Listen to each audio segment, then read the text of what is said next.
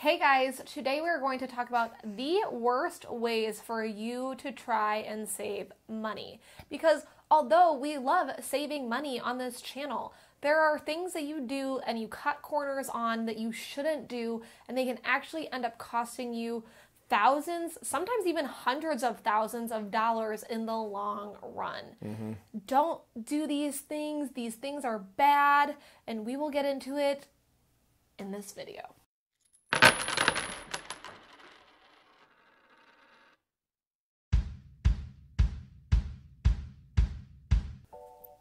Remember, not having to spend money later is saving money.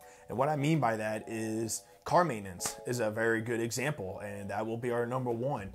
Not maintaining your vehicle, and whether that's oil changes or your tires or any type of maintenance on your vehicle that you will need to do that will inevitably cost you in the long run. Either that is breaking down completely where you're going to need a new car or a new used car, or say it breaks down and you just need to get it towed. Well, that's money spent. Or just basic maintenance that comes with a vehicle and that you should be paying. So $30 now for an oil change is better than potentially $15,000 because your engine seizes up. So true that. Also, I know I can't be the only person guilty of this during college, but you're broke, right? And you don't have any money. So you ignore that noise you ignore happening. The bright yellow check engine light. No, not even that. Like your brakes going out. You know what I'm saying? And you're like... Yeah, your car shouldn't go... And you ignore it. And you're like, whatever, I'll deal with it later. I don't have the money to deal with it now. Yeah. And then you have the giant crunching noise of your rotors because you didn't change your brakes. I did that with my Explorer. I did this like multiple times. Shout out to my dad for every time helping me because I would do this to him. Yeah. But you're supposed to change the brake pads, not brake until you have to change the rotors and the brake pads. I think I did it twice with my my first car, my Hyundai Tiburon. I would get nervous and I was like, I don't have, because I knew it was gonna be like $200 for new brakes. I'm like, I don't have that right now. Like, I'll just wait. I don't have it, so I'm gonna grind out the rotors. And then I would have to spend $500, and then it was just a hot mess express every time. And I would always cry because it was my fault and I knew it was my fault, but I couldn't help myself. It's okay now. Point is, maintain your vehicle so you don't have to spend more later. Yep. So the number one reason for bankruptcy in the United States, at least, is health bills. Yeah. So not having health insurance, when I hear people say this, it makes me want to vomit. Because when I was 23 years old, I had been perfectly healthy my entire life. I had nothing ever really go wrong with me. I was just a healthy individual. And over the course of a weekend, from Friday to Monday, my legs started going numb, and then by Monday, it started going up my arm. And I was diagnosed with multiple sclerosis. My meds without insurance are $21,000 a month. And if you have an app like GoodRx, that's so messed up. They are still $2,500 with the discount that you can get through apps like GoodRx. Thanks to our wonderful pharmaceutical companies. Yeah, but in America, I just am so thankful that that's always been a blanket statement on our budget. Like, it wouldn't matter. We would give up other things to be able to afford health insurance because one, I'm not going out without my meds because my body eats my brain when, it's left to its own devices. So I shouldn't laugh. I know. It's just like, I make jokes about it because it's devices. like, you just got to make light of the situation you're in sometimes. But I work, I'm an ICU nurse, and I hear about my patients going home with like hundreds of thousands of dollars in medical bills, or that they're surgery would have been without insurance. $400,000, $500,000. Yeah, you're going to get a medical bill at least once in your life.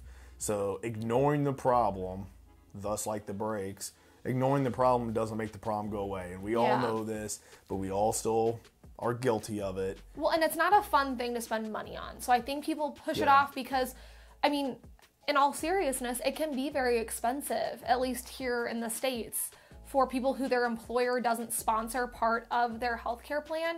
You can be paying hundreds, maybe even close to $1,000 a month for a family to have health insurance. But that is still less money than what's going to end up happening at some point in time. So you get an MRI, and then you have a $200,000 medical bill. Yeah, or, whatever it may be.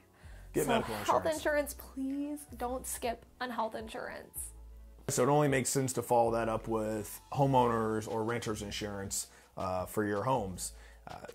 Same principle, you can save the money now without having to pay whatever the monthly payment might be.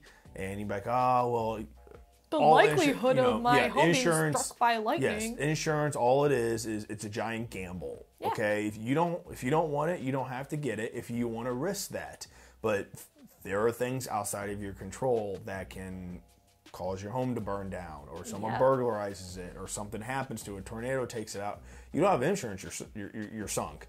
Yep. So literally you're a house right down the street was struck by lightning and burnt down. Burnt down completely.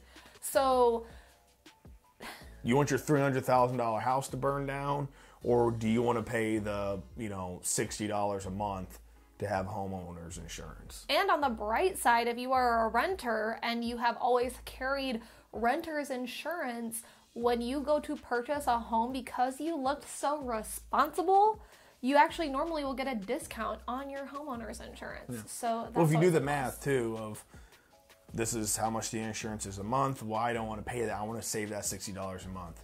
Okay, but that insurance would be what? Protecting your $250,000 house.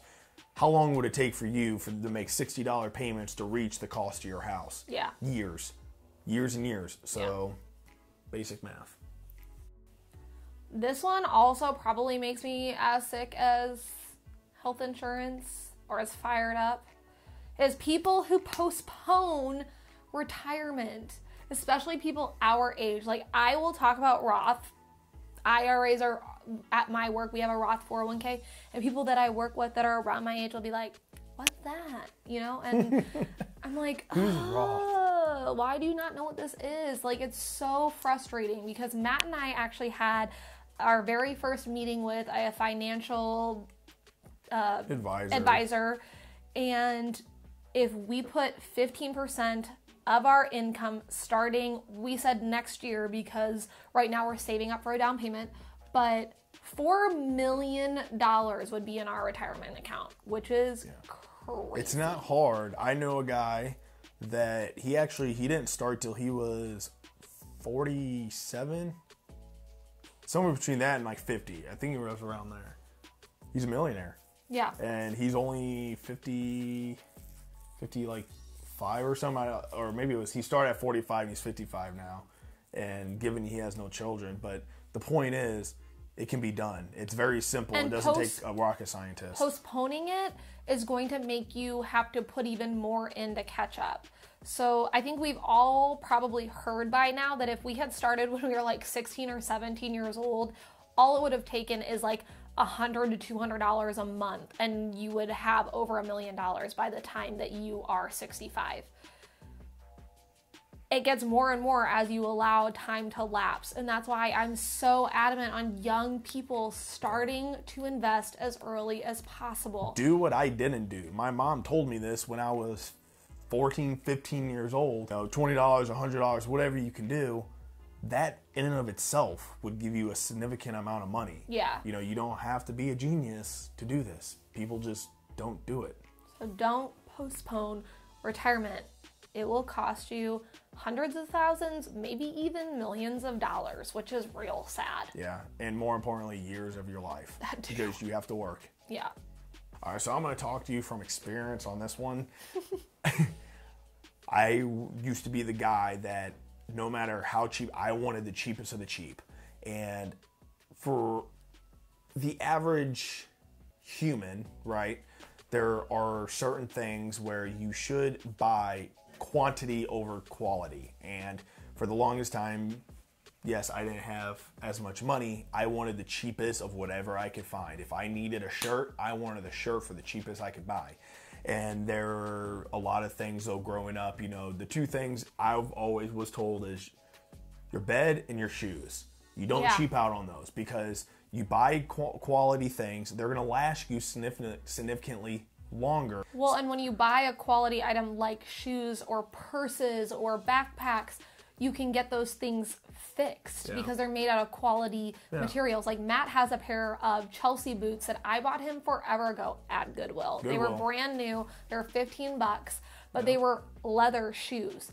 The sole is completely coming off of them now. And he was like, I'm gonna throw them away. I went, no, we're going to take them to a cobbler and see how much it will be to get them resold, because it shouldn't be very expensive. I'm just gonna super glue them. That's what he said afterwards. He goes, or I can just super glue them, which is fine. That will work. But at some point, we'll probably have to get them resold. And that was how my dad was able to, it's kind of cool that like Matt has something of my dad's now. My dad gave him his old cowboy boots that he's literally had since like the 80s. Yeah. And now he had them resold multiple times, and he was like, Matt wanted a pair of cowboy boots, and my dad was like, I have some old ones. They're super nice, really nice leather it's quality ones. And it's withstood decades. Yeah, the test of time. Test of time. So the last one on here is a really big mistake that, again, I see so many young people, actually just everyone. It's not just young people, it's everybody. Making only the minimum payment. As a Dave Ramsey follower, you know that I'm going to be against this, because you want to stack as much money on your payments as possible to wipe them out. And if you can do math, you know why. You know why. Like credit cards, if you look at how long it will take you to pay off your credit card by paying the minimum payment, oh my gosh, it's ridiculous. Years. I was still paying off my Explorer, my vehicle. Yeah, and that was only 5% interest. It wasn't 25 to 32% and I've had it, interest. For 2.5 years now? And it's, most of those things have compounding interest on them, which means that every day, some of them do days, some of them do months, but most of them are day. Yeah, it's an uphill battle. And every day that you're not paying on it, it's accruing more and more and more on it. So the more you're paying on it, the faster you pay it off, the more money you save. Yes, and you please, think that you're saving more money because you're paying a smaller amount, and you're like, well, it's only a $25 a month payment. Like, that's cool. Yeah. No. That doesn't. You can't afford it unless you can pay cash for it. Yes. And please, if you're going through right now, which I don't think they're doing anymore, but you'll see the people during 2020 where they stopped like all the interest payments and stuff. The people who kept paying on those payments were smart. So much money. They were very smart in doing so, because they were still making payments without having to battle interest. Yeah, and they were able to get their chunks taken out of their student loans and stuff. So, I know I got heated a couple times on this video, but these are just mistakes that I don't want people making, especially people like getting out of high school or we've young adults. Them, so. And yeah, we've done a lot of these things. All right, I hope you guys enjoyed this video. I know that I got a little bit heated sometimes, but it's because we care about you and we want you to do well with your money. So I hope you will comment down below if you do any of these and you're going to stop. If you understand why I get so heated, comment down below. Let us know your opinions, and let us know if there's anything on that list that you would add to it and make it bigger. But like, subscribe, and we'll see you guys next week. Bye. See ya.